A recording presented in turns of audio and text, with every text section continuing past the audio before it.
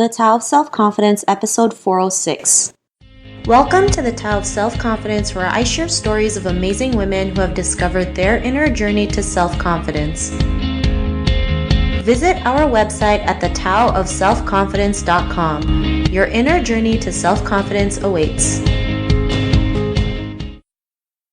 Well, hello, friend. Welcome to the Tao of Self-Confidence, where I share stories of amazing women who have discovered their inner journey to self-confidence. I'm your host today, Sheena Yap Chan, and today I have an amazing lady on the show today. She is a journalist, and I'm just really excited to have her on and share her story with us today. So without further ado, I'm going to introduce you to Kim Bui. Kim, how are you today? Maybe you can fill in a little bit more about yourself to our listeners.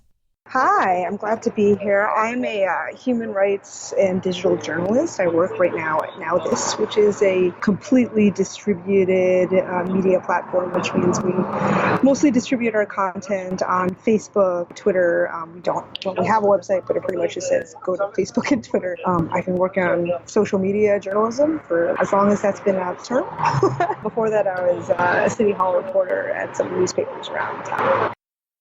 Awesome. Well, thanks for sharing that. And Kim, what's your cultural background? I am Vietnamese American. My parents immigrated here in 1975. Awesome. Well, thanks for sharing that. And Kim, what would be your favorite self-confidence quote?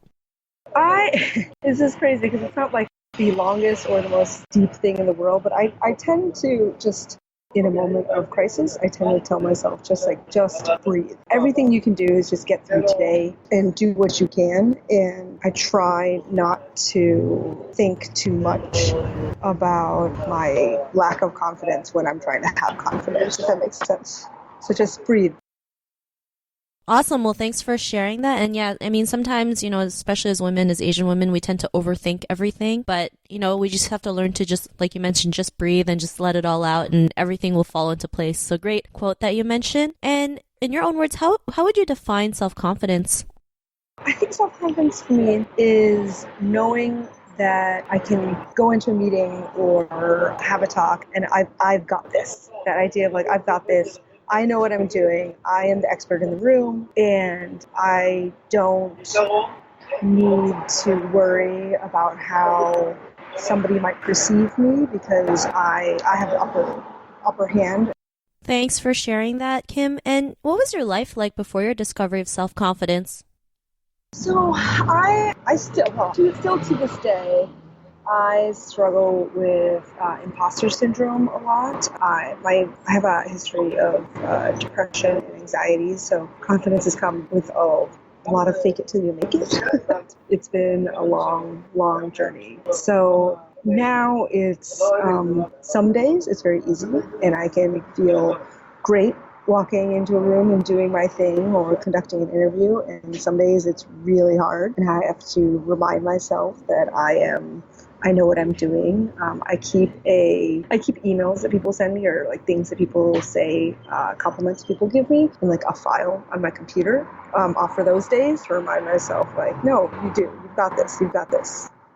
Thanks for sharing that. And, what was that point in your life when you realized, you can be the person that you are today? What was that moment in your life where you had that confidence to just go out there and take action? And yeah, what was that aha moment?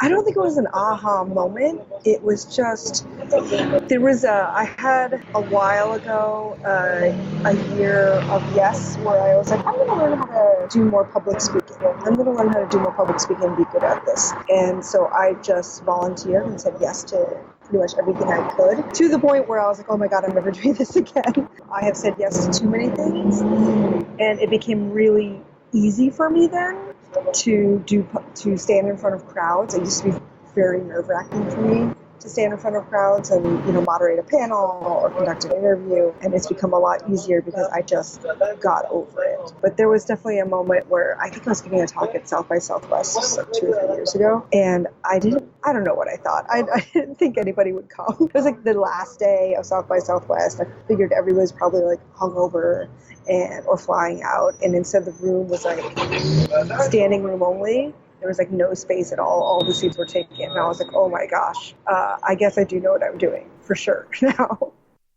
Awesome. Well, thanks for sharing that. And sometimes, you just have to go out there and do it regardless of the outcome, right? Like you doing more public speaking. I mean, I'm sure at first it was nerve-wracking, but the more you did it, the less nerve-wracking it became, and it became a lot easier versus like, when the first time you did it, it was like scary and hard and like all these thoughts running through your mind. And, because of doing all that, what's your life been like now? It's a lot crazier now. I used to only speak, like locally or like in the US, and in the past year I've done some international speaking, which has been crazy, particularly about verification.